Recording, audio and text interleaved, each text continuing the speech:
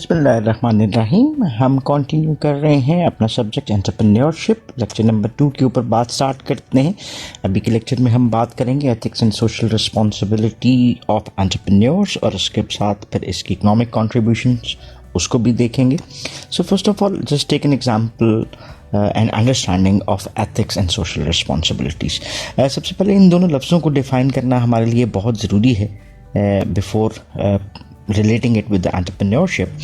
What is meaning of ethics and then हम social responsibilities की बात करते हैं. Ethic is basically a personal conception of what is right or wrong. तो ये पर्सनल कंसेप्शन है और ये एथिक्स जो हैं वो किससे रिलेट करते हैं, आपके बैकग्राउंड से, आपके कल्चर से, आपकी वैल्यूज सिस्टम से. So ethical standards must be developed of an individual person or a society. So ethics is a personal conception of an individual's right or wrong. दूसरी चीज़ आती है कि हमारी सोशल रिस्पॉन्सिबिलिटी क्या है, कि हम सोसाइटी की वेलबींग के लिए क्या करना चाहते हैं. How do we feel ourselves responsible towards the social aspect. So इसके भी 3 डिफरेंट लेवल है, लेकिन वो हमारे लिए इस कॉन्टेक्स्ट में डिस्कस करना इतना ज़रूरी नहीं है. अभी हम इसको रिलेट करते हैं एंटरप्रेन्योर्स के साथ. So generally entrepreneurs usually develop an internal ethical code. Internal ethical code से क्या मुराद है कि जिस चीज़ को हम एज एन इंडिविजुअल क्या कर रहे हैं, फॉलो करने की बात करते हैं. जैसे डूइंग द राइट थिंग, कि मैं फ़र्ज़ करें अगर मैं कुछ प्रोडक्ट्स क्रिएट करता हूं तो वो प्रोडक्ट्स कैसी होनी चाहिए, उनको क्वालिटी के कॉन्टेक्स्ट में हम देख सकते हैं, स्टैंडर्ड्स के हवाले से अगर हम देखना चाहते हैं, और वेल बीइंग उनके साथ क्या एसोसिएट करती है, and so many things like that. ये हमारे लिए क्या है, एक फॉलोअर शिप की बात है कि क्या हम इन चीज़ों को फॉलो करना चाहते हैं या नहीं. सो वो इंटरनल एथिकल कोड जो है वो एंटरप्रेन्योर खुद डेवलप कर रहा होता है अपने लिए. देन सेकंड चीज़ आ गई, personal value system tend to be influenced by few things, जिसमें हम ये 3 चीज़ों के ऊपर बात करते हैं. जैसे अभी हमने कहा कि एथिक्स क्या है, personal conception of right and wrong जो कि ड्रॉ किए जाते हैं आपकी सोसाइटी से, आपकी वैल्यूज से, कल्चर से, इन चीज़ों से. सो पर्सनल वैल्यू सिस्टम जो है वो इन्फ्लुएंस होता है, वो कहीं ना कहीं से इम्पैक्ट ले रहा होता है. वो क्या हो सकता है, that is the peer pressure. Peer हम किसको कह रहे हैं, आपके साथ वाला, यानी फॉर इंस्टेंस जो आपके साथ वर्कर्स हैं, आपके साथ अदर एंटरप्रेन्योर्स हैं, आपके साथ दूसरे लोग जो काम कर रहे हैं सेम लेवल पे, वो आपके पीयर्स आ सकते हैं. सो अगर हम किसी एक एस्पेक्ट में एंटरप्रेन्योरशिप को परफॉर्म कर रहे हैं तो हमारे पीयर्स का प्रेशर हमारे ऊपर क्या है, हम किन चीज़ों को फॉलो कर रहे हैं या नहीं कर रहे तो करना चाहिए, ये एक पीयर प्रेशर हमारे ऊपर डेवलप हो सकता है एज एन एंटरप्रेन्योर. देन दूसरा एस्पेक्ट है general social norms in the community. जैसे जनरल सोशल नॉर्म्स हम किसको कहते हैं, ways of doing things. So society में दूसरे लोग क्या कर रहे हैं, कैसे कर रहे हैं. सो जनरल सोशल नॉर्म्स जो हैं वो कम्युनिटी में वो क्या हैं, वो भी हमें ड्राइव करती हैं. और अगर हम उनको उस तरह से फॉलो नहीं कर पा रहे तो फिर ये डिविएंस का एक प्रेशर भी बनता है. और देन ये देखें, ये चीज़ डिविएंस की पीयर प्रेशर आप पे इंक्रीज कर सकती है कि you are not doing the right thing. Then pressures from the competitors. इसमें हम बात कर लेते हैं कि स्पेसिफिकली वो कंपनीज, वो ऑर्गेनाइजेशंस जो हमारे कंपैटिटर्स बनते हैं, सिमिलर प्रोडक्ट्स क्रिएट कर रहे होते हैं, उनका एक प्रेशर भी पर्सनल वैल्यू सिस्टम के ऊपर इन्फ्लुएंस कर सकता है. ये इन्फ्लुएंस पॉजिटिव भी हो सकता है और नेगेटिव भी हो सकता है, लेकिन mostly we do tends to talk about this things क्योंकि हम एथिक्स और सोशल रिस्पॉन्सिबिलिटी को लेकर चल रहे हैं. तो we might be considering this pressure in context of positivity. So इसी को लेकर चलते हैं कि बिजनेस एथिक्स क्या है. बिजनेस लीगल एक्टिविटी जो कि प्रॉफिट अर्न करने के लिए हम परफॉर्म कर रहे हैं, उसमें हमारे एथिक्स क्या होने चाहिए. The study of behaviour and morals in a business situation. So ये सोशल रिस्पॉन्सिबिलिटीज़ और एथिकल स्टैंडर्ड्स जो इंडिविजुअल्स के हैं वो उस स्पेसिफिक बिजनेसेस में जब हम जाते हैं तो उन बिज़नेस के एथिक्स क्रिएट करते हैं जो कि पहले से फॉलो हो रहे हैं, जैसे हमारे कंपेटिटर्स फॉलो कर रहे हैं, या सोशल नॉर्म्स जो हैं इन द कम्युनिटी वो भी इन चीज़ों को डेवलप करने में हमें सपोर्ट कर रहे होते हैं. सो बिजनेस एथिक्स हैं क्या? This is the study of behaviours and morals in a business situation. Just take an example कि अगर आपको टैक्स बचाना पड़ता है तो फिर आप क्या टैक्स को चोरी करने को तैयार हैं? तो बिजनेस एथिक्स क्या कहते हैं कि you must earn in a respectable way, आप चोरी नहीं कर सकते, आप जायज़ मुनाफा लेंगे एट्सेट्रा, ऑल दीज थिंग्स। और business ethics is also considered as a separate subject in management sciences as well. Then हम बात करते हैं role of entrepreneurship in economic development. Entrepreneurship का किसी भी कंट्री में उसकी इकोनॉमिक डेवलपमेंट में क्या रोल प्ले होता है। जैसे हम किसी इकोनॉमी की बात करते हैं तो वो इकोनॉमी डिफरेंट फैक्टर्स के ऊपर बेस करती है। जैसे डिमांड एंड सप्लाई का कॉन्सेप्ट है, प्रोडक्शन है आपकी, आपका इनकम लेवल हो सकता है, वगैरह वगैरह। So this is all economic forces. तो एंटरप्रेन्योरशिप क्या है? Just take example of a Japan which is tends to be developing their economy based upon the small and medium enterprises. So जो small and medium enterprises जो हैं वो entrepreneurs basically उसको own कर रहे होते हैं। स्मॉल फार्म्स हैं, मीडियम फार्म्स हैं, so they have a very strong impact upon the overall economic development of any country. और स्पेसिफिक टू पाकिस्तान अगर हम बात करें तो पाकिस्तान में हमारे पास जो प्रोग्रेस है उसका एक ही वे हो सकता है, that is supporting the entrepreneurship. So innovation की अगर हम बात करते हैं, that is the newness of any operations is depicted as a key to economic development. हम क्या कर सकते हैं? हम इनोवेट कर सकते हैं। जापान की एग्जांपल हमारे पास है, because of the education level and standards they innovated and develop newer and newer products, और उन्हीं प्रोडक्ट्स की एंटरप्रेन्योरियल एक्टिविटीज़ जो हैं उनको वर्ल्ड लीडर भी बनाती हुई आपको नज़र आती हैं। इसमें हमारे पास दो चीज़ें आती हैं, प्रोडक्ट इवैल्यूएशन प्रोसेसेस और iterative synthesis. Product evolution processes क्या हैं? Processes through which innovation is developed and commercialised. देखिए, हमारे पास किसी भी चीज़ को जब हम बनाना चाहते हैं, क्रिएट करना चाहते हैं, तो ये आइडिया है, और इस आइडिया को हमने किस में लेकर आना होता है? प्रैक्टिकलिटी में, और फिर इसको हमने किधर लेकर आना होता है? लार्ज स्केल के ऊपर, दैट इज़ कमर्शलाइजेशन। सो ये कमर्शलाइजेशन एक प्रोडक्ट की सक्सेस के साथ रिलेट कर सकती है। सो प्रोडक्ट की एवोल्यूशन का प्रोसेस क्या होगा कि how this idea can be transformed into a finished product and it is commercialised as a successful brand in the market. दूसरा है आइटरेटिव सिंथेसिस। सिंथेसिस हम किसी चीज़ को मिला रहे हैं, intersection of knowledge and social needs. अब देखें, दो चीज़ें वो इकट्ठी कर रहे हैं, that is knowledge, know how of doing something, और उसको रिलेट किया है। अगर आप किसी ऐसी चीज़ का नो हाउ रखते हैं जो मार्केट की ज़रूरत नहीं है, which is not a social need, तो वो शायद सक्सेसफुल नहीं होती। और इन चीज़ों को मिला के that starts the product development process के हम मार्केट की नीड जो है, सोसाइटी की जो नीड है, उसको मद्देनज़र रखते हुए अपने नॉलेज को इस्तेमाल करते हुए एक सिंथेसाइज्ड एफर्ट क्रिएट करें जो कि मीनिंगफुल आउटकम आपको दे सकती है। इसी को कंटिन्यू करते हैं। 3 टाइप्स ऑफ इनोवेशंस जो हैं वो एंटरप्रेन्योरशिप के साथ एसोसिएट की जा सकती हैं, that is ordinary, technological and breakthrough. Ordinary, जैसे हम का लफ्ज़ इसके लिए यूज़ करते हैं, new products with little technological change. ये इसको हम अपनी ज़ुबान में मी टू भी कहते हैं। Me too products are those which are already created and we are creating a copy of that.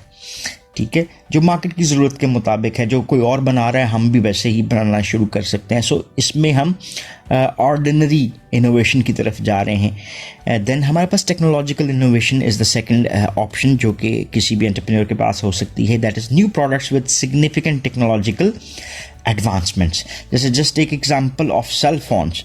तो सेल फोन पहले आपको नज़र आते थे जो कि हम डायलिंग के लिए और मैसेजिंग के लिए यूज़ करते थे, और उसमें हमने क्या किया, टच सिस्टम इंट्रोड्यूस करवा दिया, फिर कैमरा इंट्रोड्यूस करवा दिया।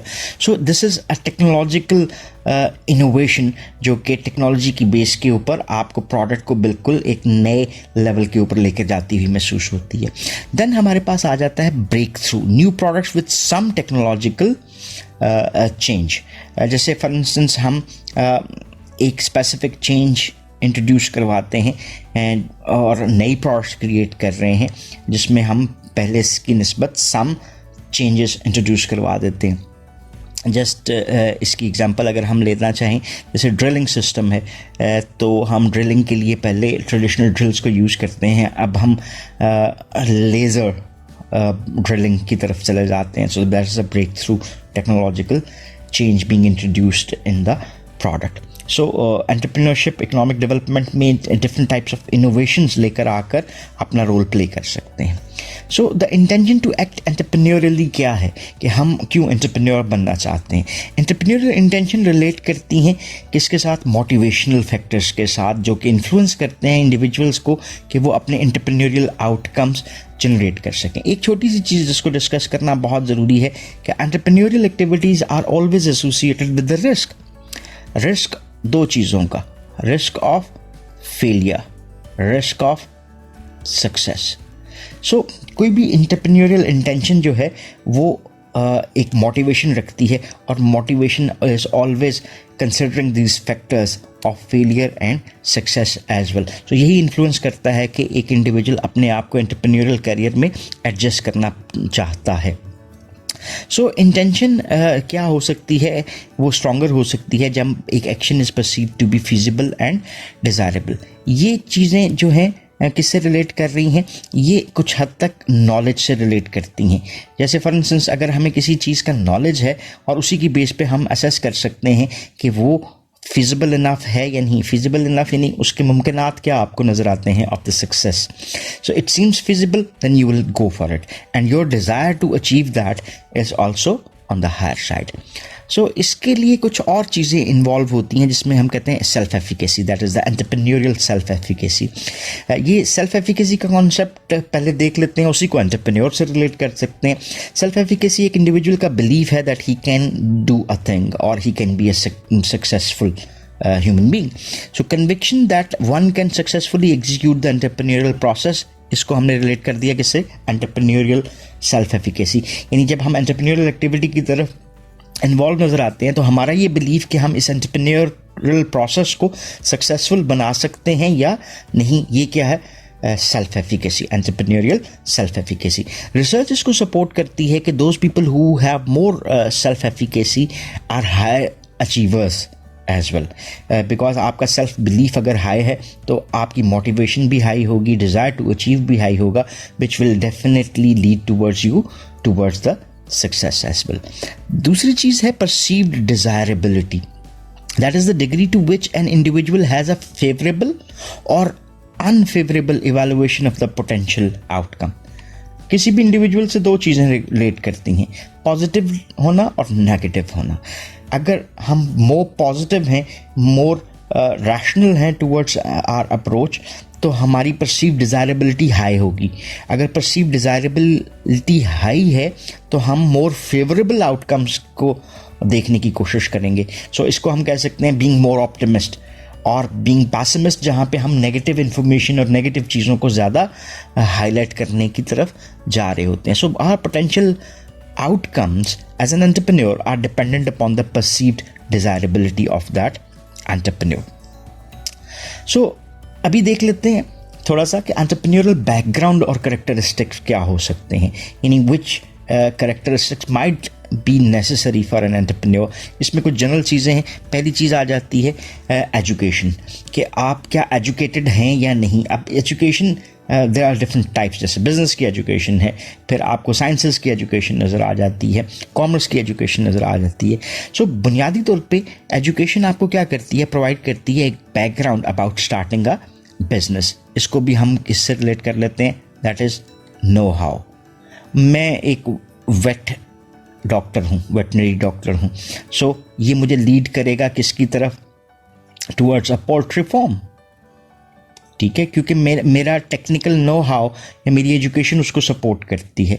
या एक कैटल फार्मिंग की अगर हम बात कर लेते हैं तो शायद मैं अगर एक बिज़नेस ग्रेजुएट हूँ तो कैटल फार्मिंग मुझे उतनी सूटेबल नहीं करती. इसका मतलब है जो एजुकेशन है वो एक बैकग्राउंड प्रोवाइड करती है किसी भी बिज़नेस की नो हाउ के बारे में.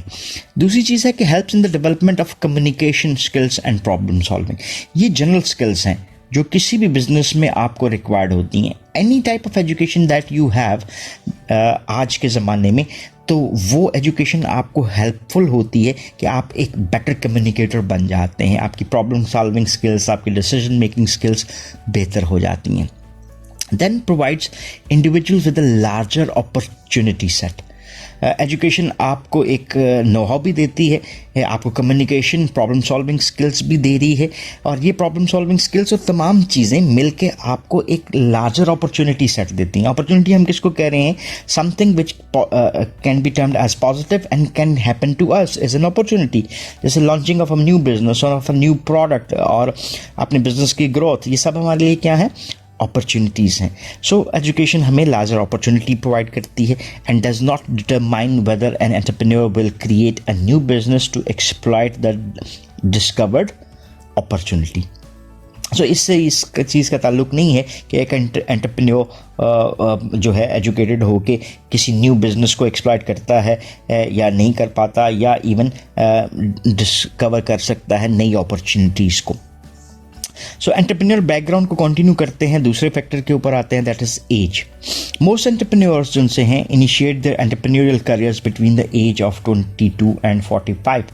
ये रिसर्च इसको सपोर्ट करती है कि एंटरप्रेन्योरियल एक्टिविटीज़ में रिस्क टेकिंग एक्टिविटी को स्टार्ट करने की एज अराउंड 22 टू 45 है. ये कोई बहुत हार्ड एंड फास्ट रूल नहीं है, लेकिन मोस्टली आपको जो रिसर्च बताती है और educational context of entrepreneurs background वो बताता है कि entrepreneurial age is around 22 and 45 जहाँ पे वो अपना स्टार्टअप ले रहे होते हैं. Individuals are more incline to start an entrepreneurial career at milestone ages every 5 years, 25, 30, 35, 40 या 45. और male entrepreneurs tend to start their ventures in their early 30s while women entrepreneurs do so in their middle 30s.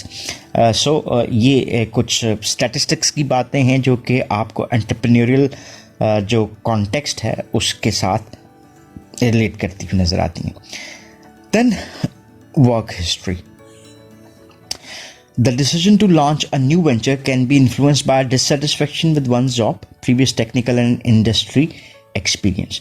Dissatisfaction with one job. Just take an example of a student जिसकी मुझे एक दफ़ा call आई कि वो कुछ job perform कर रहा है, और जॉब जो है वो किससे रिलेट करती है?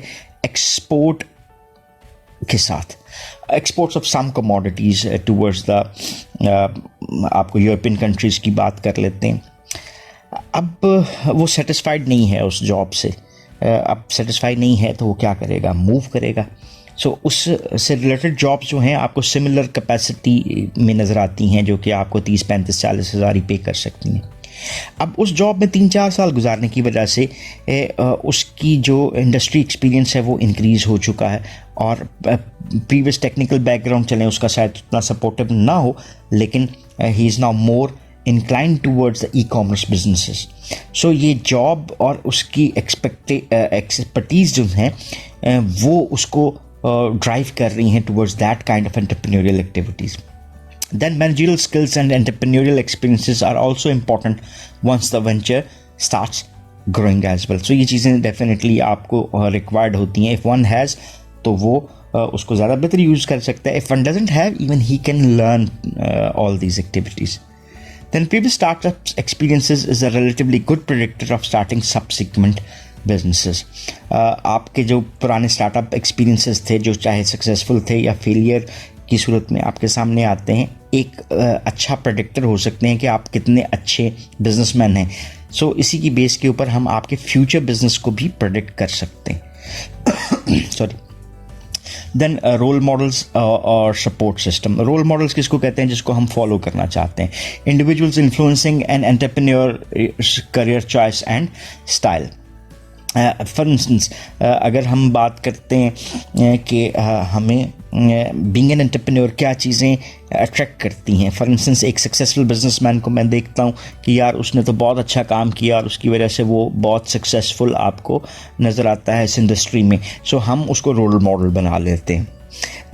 ये रोल मॉडल्स कौन हो सकते हैं? पेरेंट्स भी हो सकते हैं, फैमिली मेम्बर्स भी हो सकते हैं, और दूसरे एंटरप्रेन्योर्स भी हो सकते हैं.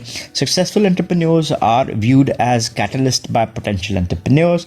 Role models can serve in a supportive capacity as mentors by providing information, advice and guidance. So ये आपके पास उसका एक सपोर्ट एलिमेंट आ जाता है। और entrepreneurs need to establish connections and networks in the venture formation process as well. So आज आपको बहुत सारे लोग भी काम करते हुए नज़र आते हैं जो अपने फील्ड में एक्सपर्ट कंसिडर होते हैं या सक्सेसफुल कंसिडर होते हैं, and they support others to develop themselves as well. Role models support system में आपको मॉरल सपोर्ट नेटवर्क्स नज़र आते हैं। बहुत सारे आपको मोटिवेशनल स्पीकर्स आजकल नज़र आते होंगे, बहुत सारे बिजनेस सपोर्टर्स नज़र आते हैं कि जो आपको ड्राइव कर रहे हैं कि आप उस तरफ यानी एंटरप्रेन्योरल एक्टिविटीज़ की तरफ जाएं। So they provide a moral support network. It is important for entrepreneurs to have a cheering squad, individuals who provide psychological support as well. So friends can provide honest advices, encouragement, understanding, and assistance. Or relatives can also be a strong source of moral support, particularly if they are also entrepreneurs as well. So ये family background आपका अगर entrepreneurial activity से supportive है तो people will support you to do, क्योंकि नुकसान नफ़ा चीज़ें साथ साथ चलती हैं और ये चीज़ आपको सिखाती भी है कि आप क्या सक्सेसफुल हो सकते हैं या नहीं। If you will not experience anything there are no chances of success as well. और ये तो हमारे पास आ गए थे जिसमें हमने बात की मॉरल सपोर्ट नेटवर्क की। अभी रोल मॉडल्स और सपोर्ट सिस्टम में हम बात कर लेते हैं प्रोफेशनल सपोर्ट नेटवर्क्स की। यहाँ पर आपके पास एंटरप्रेन्योर्स जो हैं need advice and counseling as well throughout the establishment of the new ventures which can be obtained from। पहली चीज़ मेंटर्स हो सकते हैं आपके। Mentor can be an individual जो कि आपको गाइड करता हुआ नज़र आता है। ये आपका कोई सीनियर भी हो सकता है, आपका कोई रिश्तेदार भी हो सकता है, आपका कोई पुरानी कंपनी का मैनेजर भी हो सकता है। So individuals might find his own mentors as well. या कोई प्रोफेशनल पर्सन्स भी हो सकते हैं जिनको आप पेड मेंटरिंग प्रोसेस में लेकर आ सकते हैं। दूसरा क्या हो सकते हैं, आपके बिजनेस एसोसिएट्स हो सकते हैं। तीसरा क्या हो सकते हैं, आपके सप्लायर्स हो सकते हैं। चौथा ट्रेड एसोसिएशंस हो सकती हैं। और पांचवा पर्सनल एफिलिएशंस। सो ये चीज़ें मिल के आपको बेसिकली क्या कह दी हैं, एक प्रोफेशनल सपोर्ट नेटवर्क दे रही हैं। जस्ट टेक एग्जांपल, अगर मैं किसी प्रोडक्ट को प्रोड्यूस कर रहा हूं और मैं डिस्ट्रीब्यूटर्स को सर्च आउट करता हूं, सप्लायर्स को सर्च आउट करता हूं, तो वो सप्लायर्स ही मुझे सपोर्ट नेटवर्क भी प्रोवाइड कर रहे होते हैं कि okay if you are purchasing from us तो then we will provide you this service. Just take example of a purchasing of a software inventory management, तो वो मेरा जो सप्लायर है जो मुझे ये सप्लाई कर रहा है बेसिकली वो मुझे साथ ही ट्रेनिंग भी दे रहा है, मुझे इसकी यूटिलाइजेशन भी सिखा रहा है। So this is one example. Then entrepreneurial activities is embedded in networks of interpersonal relationships as well. So that's all about this lecture. इस लेक्चर में हमने बुनियादी तौर पे 2-3 चीज़ों के ऊपर बात करने की कोशिश की कि हमारा जो एंटरप्रेन्योर्स हैं उसके एथिक्स और सोशल रिस्पॉन्सिबिलिटीज़ क्या होती हैं, इकोनॉमिक डेवलपमेंट में उनका रोल क्या है। देन हमने बात की कि इंटेंशन टू एक्ट एंटरप्रेन्योरियली किन चीज़ों के साथ रिलेट करती है। देन हमने बैकग्राउंड एंड करेक्टरिस्टिक्स में एजुकेशन को देखा, एज को देखा, वर्क हिस्ट्री को देखा, and then role models and support system में हमने मॉरल सपोर्ट नेटवर्क्स और प्रोफेशनल सपोर्ट नेटवर्क्स को देखा। So that's all about today's lecture. इंशाल्लाह we will come with another lecture. अगर आपको इस लेक्चर के हवाले से कोई questions हों, queries हों, तो you can ask in the comment section and we will definitely love to answer that. So thank you very much for watching this video. Have a nice time. Allah Hafiz.